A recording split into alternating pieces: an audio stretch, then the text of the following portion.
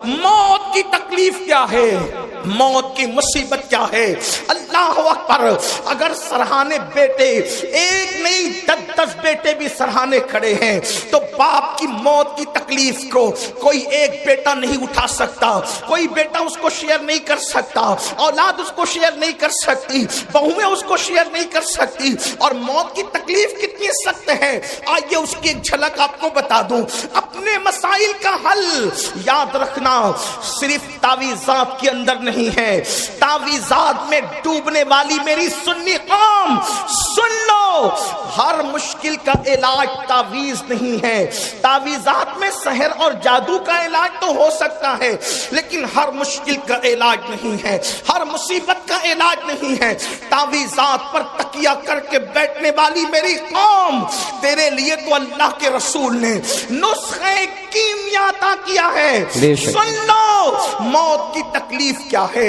اللہ اکبر، صحابی رسول حضرت سیدنا عمرو ابن عاص رضی اللہ تعالیٰ عنہ ارشاد فرماتے ہیں، جس کو فقیہ ابو اللیث سمرقندی لکھتے ہیں، کیا لکھتے ہیں؟ اللہ اکبر، جب کوئی انسان دنیا سے جا رہا ہو، جب کسی کی روح نکل رہی ہو، جب کسی کو موت آ رہی ہو، اللہ اکبر، یہاں نیک اور بد کی تمیز نہیں ہے، یہ نیک اور گنہگار کی ابھی یہاں پر تفریق نہیں ہے، یا مطلقاً سب کے لیے بیان کیا جا رہا ہے۔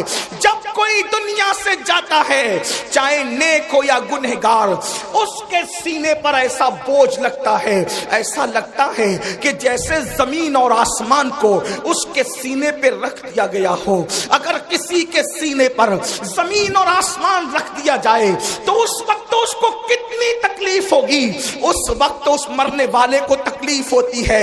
اپنے کانوں میں ایئر فون لگا کر گانے سننے والے جوانوں کی توجہ چاہتا ہوں، شراب کی نشستوں کو آگ آباد کرنے والوں کی توجہ چاہتا ہوں، رات رات بھر انٹرنیٹ پر بیٹھ کر زنا کے مناظر دیکھنے والوں کی توجہ چاہتا ہوں۔ میرے بھائیوں غور تو کرو، ایک منزل وہ آپ پر بھی آنی ہے، وہ مجھ پر بھی آنی ہے۔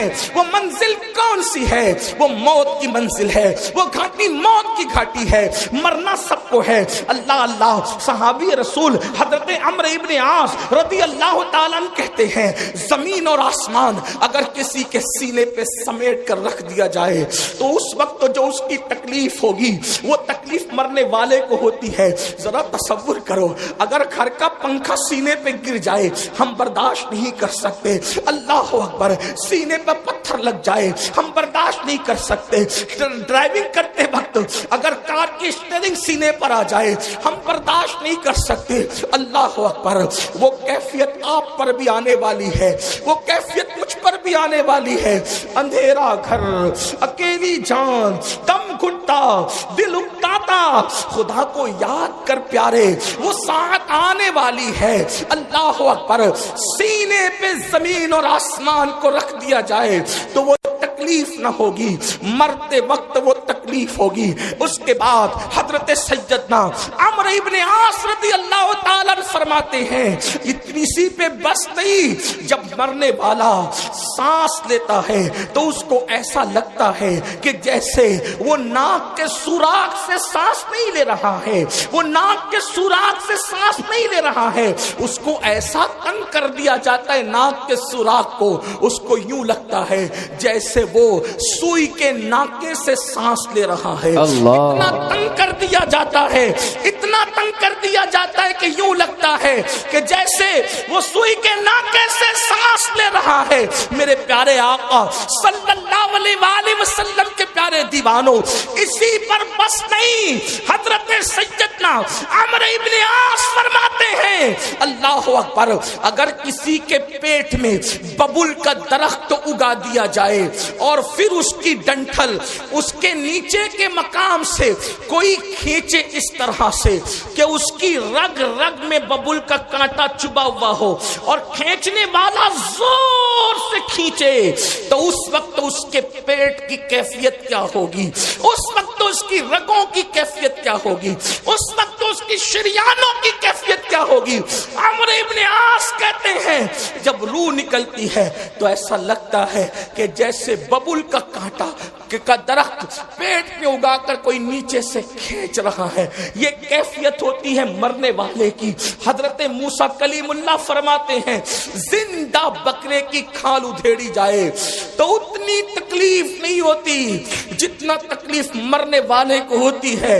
اللہ کے سچے نبی غیب دا فرماتے ہیں ایک انسان کو 313 تلواروں سے ایک ساتھ حملہ کر کے مارا جائے تو 313 تلواروں کی ضرب اتنا تکلیف نہیں پہنچاتی جتنی تکلیف انسان کو موت کے وقت ہوتی۔ یہ موت کی تکلیف ہے اور اتنی پیاس لگتی ہے، اتنی پیاس لگتی ہے کہ اگر 7 سمندروں کا پانی منہ میں نچوڑ دیا جائے تو وہ پیاس کو کوئی بجھا نہ سکے، اور رشتہ دار چمچے چمچے سے پانی انڈیل رہے ہوتے ہیں۔ اب اس تکلیف، ایسی تکلیف کبھی دنیا میں سنی، ایسی تکلیف کبھی دنیا میں دیکھی؟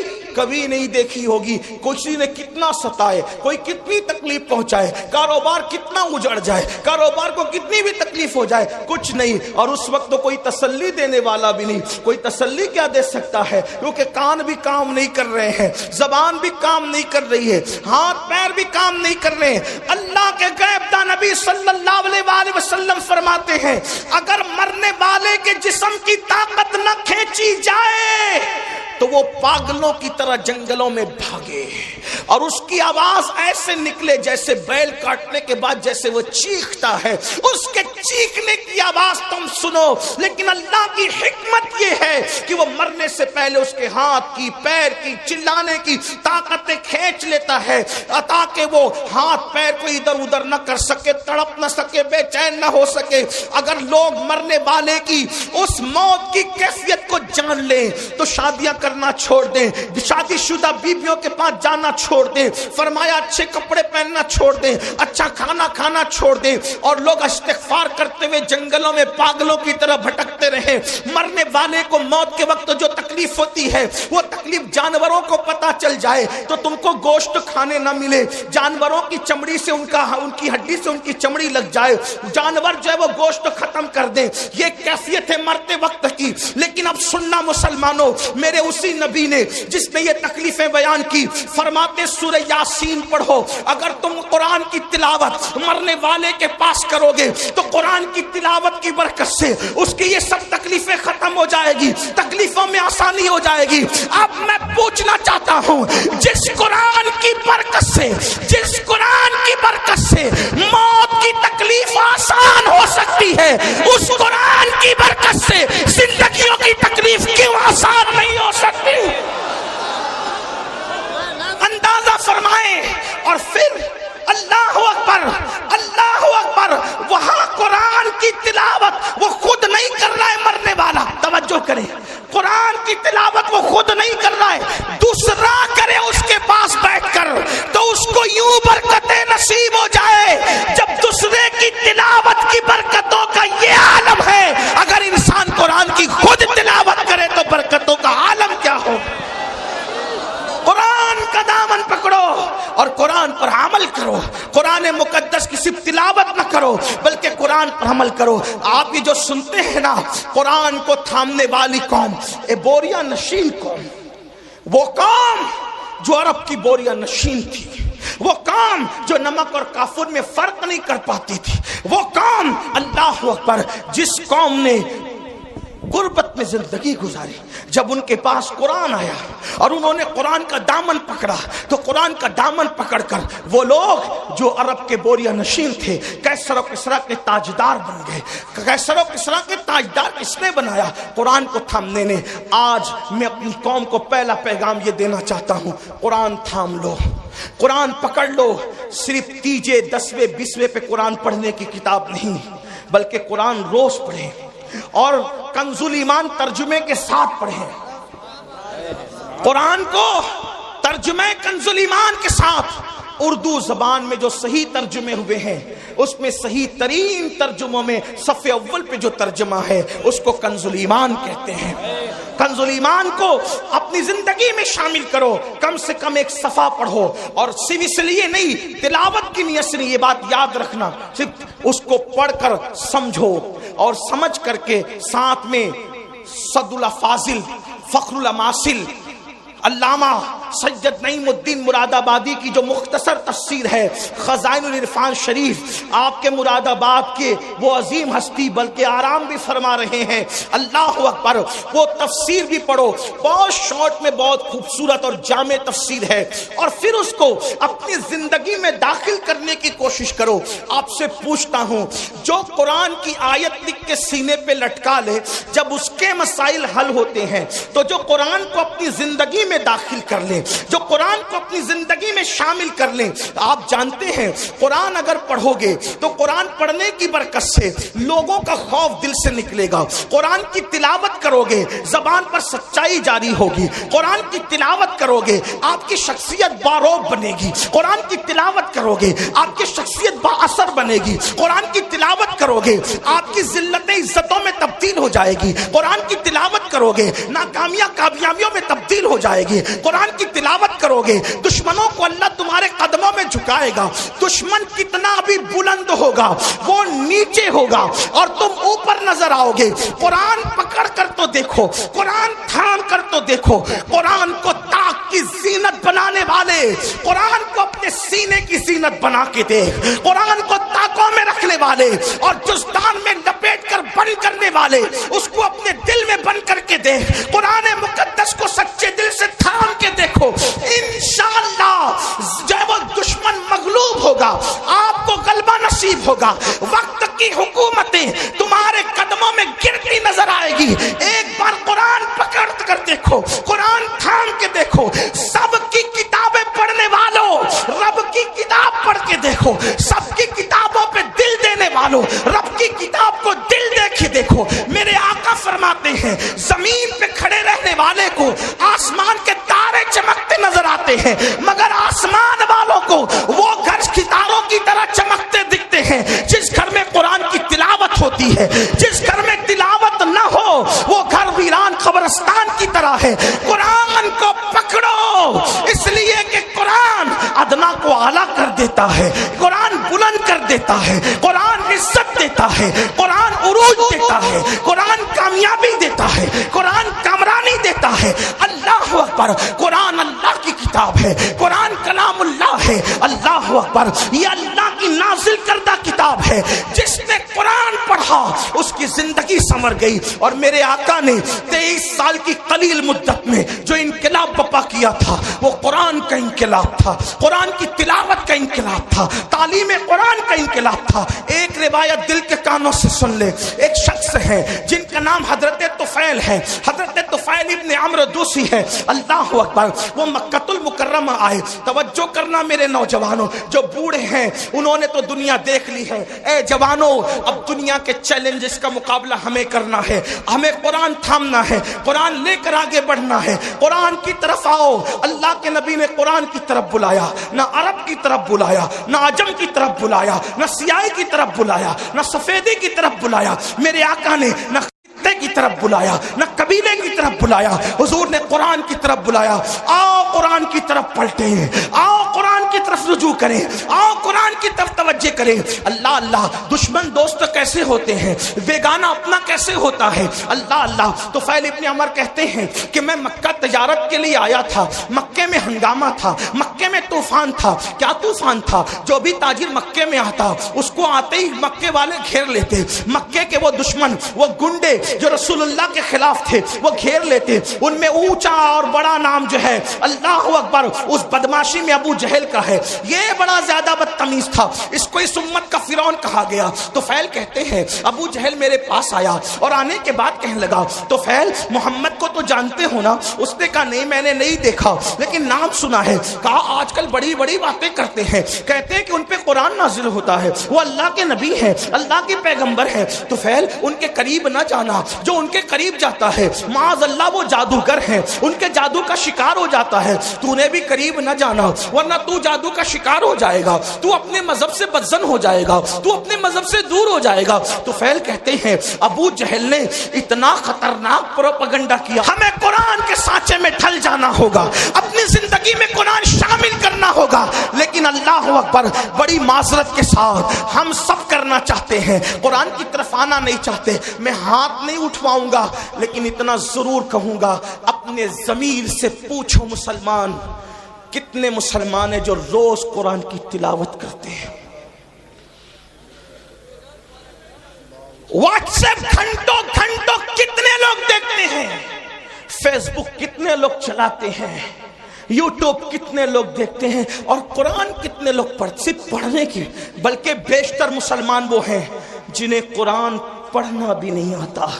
جو قرآن نہیں پڑھنا جانتے وہ سن لیں، ہمارے بزرگوں سے ہم نے سنا، انہوں نے فرمایا جس نے دنیا میں قرآن پڑھنا نہیں سیکھا نا، وہ قیامت کے دن اندھا اٹھے گا، اندھا۔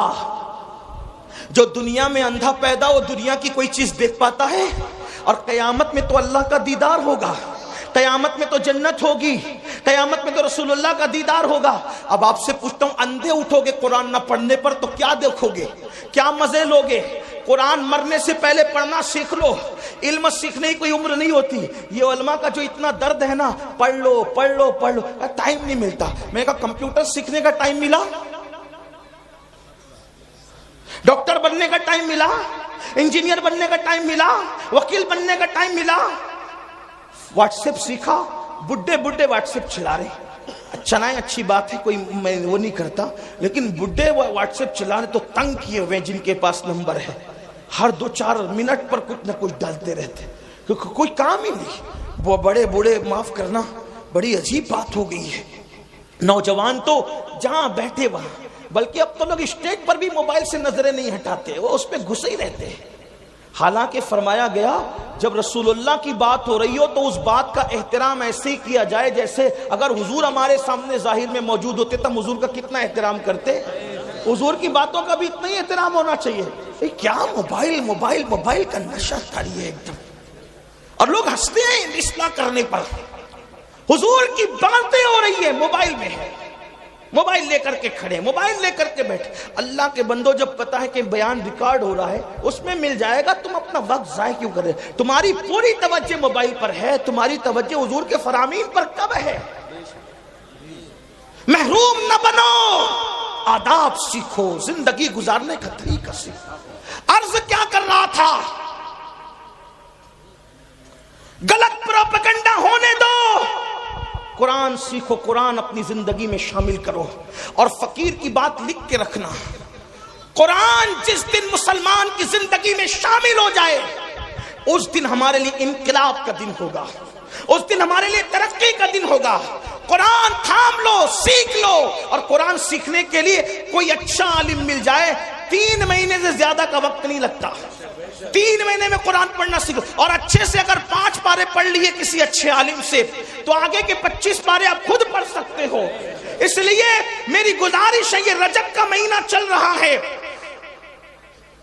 اتنے ہزاروں کے مجمع سے اگر آپ یہ کہتے نا کہ امیر القادری ہمارے پیر پکڑے گا تو ہم قرآن پڑھ لیں گے، تو اللہ کی عزت کی قسم کھا کے کہتا ہوں، میں آپ کے پیر پکڑ کر کہتا کہ قرآن پڑھ لو۔ ڈاکٹر بنو، ٹیچر بنو، انجینئر بنو، سب بنو، لیکن پہلے قرآن کے قاری بنو، کیونکہ ساری ڈگریاں قبر کے باہر رہ جائے گی، جو ڈگری قبر کے اندر کام آئے گی وہ ایمان کی ڈگری ہوگی، جو ڈگری قبر تک جائے گی۔ بلکہ جو قرآن دنیا میں پڑھتا تھا اس کو قبر میں بھی تلاوت کا شرف نصیب ہوگا، قبر میں بھی وہ قرآن پڑھے گا۔ قرآن سے شوق پیدا کرو، قرآن سے ذوق پیدا کرو، اور جب قرآن پڑھنے لگو گے تو میری بات پر آپ کو یقین آئے گا۔ آج نہیں آتا، آپ کو قرآن کے بغیر اچھا ہی نہیں لگے گا۔ قرآن آپ کو بڑا خوبصورت، اللہ کا کلام ہے میرے بھائی، اللہ کا کلام کیا چیز، اللہ کا کلام، اللہ کا کلام ہے۔ یہ بات کہہ دوں، خدا سے اچھا کوئی نہیں، اس کے کلام سے اچھا کسی کا کلام۔ اپنے بچوں کو بھی پڑھاؤ، جو صرف اپنے بچے کو دیکھ کے ناظرہ قرآن پڑھا دیتا ہے، اللہ اس کے اگلے پچھلے گناہ معاف کر دیتا ہے۔ لیکن خالہ اماں سے نہیں پڑھانا، ایرے گہرے سے نہیں پڑھانا، جو بہترین قاری مخرج کے ساتھ صحیح پڑھا سکتا ہو اس کو پڑھانا، کیونکہ ٹیوشن اور کوچنگ کے لیے تم ہزاروں روپے خرچ کرتے ہو، تو قرآن پڑھانے کے لیے اگر لاکھوں کرنا پڑے تو لاکھوں خرچ کرو۔ میں ان مدارس کو سلام کرتا ہوں جو اخلاص کے ساتھ قرآن کی خدمت کر رہے ہیں، ان علماء کی عظمت کو سلام کرتے ہیں جو قرآن کی خدمت کر رہے ہیں۔ اللہ اکبر! دشمن نے غلط پروپیگنڈا کیا، ابو جہل نے، طفیل اتنے اس سے متاثر ہو گئے، کانوں میں روئی ٹھوس لی، روئی ڈال لی کان میں۔ توجہ کرنا، بہت بڑی ذمہ داری ہمارے سروں پر ہے مسلمان جوانوں۔ کانوں میں روئی ڈال لی اس نے، طفیل نے، اور اس کے بعد سوچا کہ حضور کی آواز میرے کان میں نہیں آنا چاہیے، میں ملوں گا بھی نہیں، ان کی بات سنوں گا بھی نہیں۔ کہتے ہیں طفیل آخری رات آ گئی، اب مجھے، چونکہ میں مکہ تجارت کے لیے آیا تھا، آخری رات آ گئی، مجھے مکے سے جانا کہاں تھا؟ اپنے وطن۔ میں نے سوچا محمد عربی تو گھر میں سو رہے ہوں گے، چلو چل کر آدھی رات کے بعد کعبے کا طواف کر لیتے ہوئے۔ کعبے کا طواف اور حج وغیرہ اسلام سے پہلے بھی لوگ جو مسلمان نہیں تھے مکے والے وہ بھی کرتے تھے، آس پاس والے بھی کرتے تھے، تو میں کعبے کا طواف کر لوں۔ تو طواف کعبہ کے لیے جب میں نے مطاف پہ قدم رکھا تو طفیل کہتے ہیں، اب میں اس کو اپنے الفاظ کے جامع میں بطور مفہوم پیش کرنے لگا ہوں۔ طفیل کہتے ہیں کہ چاندنی رات تھی، چاند کی دودیا روشنی، میں اپنے الفاظ کے جامع بطور مفہوم پیش کروں، چاند کی دودیا روشنی مطاف کی زمین کو مزین کر رہی تھی، اور غلاف کعبہ سے چھن چھن کر انوار و تجلیات نکل کر قلوب و اذہان کو منور کر رہے تھے۔ ایسے میں ایک دلکش سی آواز، ایک سریلی سی آواز، اس آواز کا کیا کہنا جسے لہن داؤدی بھی رشک کی نگاہ سے دیکھے۔ ہائے ہائے وہ آواز، لہن داؤدی کو رشک کی نگاہ سے دیکھنے کی بات اس لیے کر رہا ہوں کہ جب داؤد زبور پڑھتے ہیں، توجہ کریں، داؤد زبور پڑھیں تو داؤد کی زبور سننے کے لیے پرندے ٹھہر جائیں، ہوا رک جائے، پانی بہنا بند ہو جائے، یہ داؤد کی تاثیر علیہ السلام۔ لیکن جب محمد الرسول اللہ کی آواز نکلے تو خالق کائنات، خلاق کائنات، کائنات کو پیدا کرنے والا خداوند قدوس اس آواز کا مشتاق ہے، مشتاق۔ اللہ اکبر! اسی لیے تو دیکھیں ان کے چہرے کا بھی اشتیاق ہے اور ان کی آواز کا بھی اشتیاق ہے اور ان کی ملاقات کا بھی اشتیاق ہے۔ اسی لیے تو قرآن میں جگہ جگہ ہے، قل یا ایھا الکافرون قل هو اللہ احد قل ان کنتم تحبون اللہ۔ اللہ اکبر! اللہ اللہ! جگہ جگہ قل کیوں ہے؟ یعنی محبوب آپ فرما دے، محبوب آپ فرما دے، محبوب آپ فرما دے۔ یا اللہ پاک کلام تیرا ہے اور تو کہتا ہے آپ فرما دے، یہ آپ سے کیوں سننا چاہتا ہے تو استاد زمان بڑے خوبصورت لب و لہجے میں اس کی عقدہ کشائی کرتے ہیں اور کہتے ہیں قل کہہ کے اپنی بات بھی، قل کہہ کے اپنی بات بھی لب سے تیرے سنی۔ اللہ کو ہے اتنی تیری گفتگو پسند، اللہ کو ہے اتنی تیری گفتگو پسند۔ طفیل کہتے ہیں خوبصورت سی آواز میرے کانوں میں آ گئی، میں نے سوچا آواز اتنی خوبصورت ہے تو آواز والا کتنا خوبصورت ہوگا، آواز والے کا انداز کیا ہوگا۔ آواز خوبصورت، کلام خوبصورت، اس کا چہرہ بھی تو دیکھیں۔ طفیل کہتے ہیں میں بےتاب ہو گیا، میں بے قرار ہو گیا، اپنے آپ پہ قابو نہ رکھ سکا اور میں دوڑ کر کے گیا تو میں نے کیا دیکھا کہ حضور ہی تھے جو نماز میں تلاوت کر رہے تھے اور میرے کان اس طرف متوجہ ہو گئے۔ میں نے سوچا یہ شاعری بھی نہیں، یعنی نظم بھی نہیں، یہ نثر بھی نہیں، نہ نظم ہے نہ نثر ہے، اس لیے کہ اللہ اکبر نظم کہیں تو کیسے کہیں، نثر کہیں تو کیسے کہیں۔ وہ سخن ہے جس میں سخن نہ ہو، وہ بیان ہے جس کا بیان نہیں۔ جب بندے کے کلام کی یہ شان ہے تو اس کے بنانے والے خدا کی شان کا عالم کیا ہوگا۔ آپ دیکھتے چلے جائیں، اس کا کوئی جواب ہے۔ والتین والزیتون وطور سینین وہذا البلد الامین. یہاں ردیف و قافیے کی ساری رانائیاں قربان ہو رہی ہے. اللہ اللہ آئے کہاں سے لائے کلام. والتین والزیتون وطور سینین وہذا البلد الامین لقد خلقنا الانسان فی احسن تقویم ثم رددناہ اسفل سافلین الا الذین آمنوا وعملوا الصالحات فلہم اجر غیر ممنون فما یکذبک بعد بالدین الیس اللہ باحکم الحاکمین. فلا صدق ولا صلی ولكن كذب وتولى ثم ذهب الى آلہ یتمطى اولا لك فاولا ثم اولا لك فاولا. یہ رانائیاں تو دیکھے کروڑوں ردیف و قافیے بھی حیرت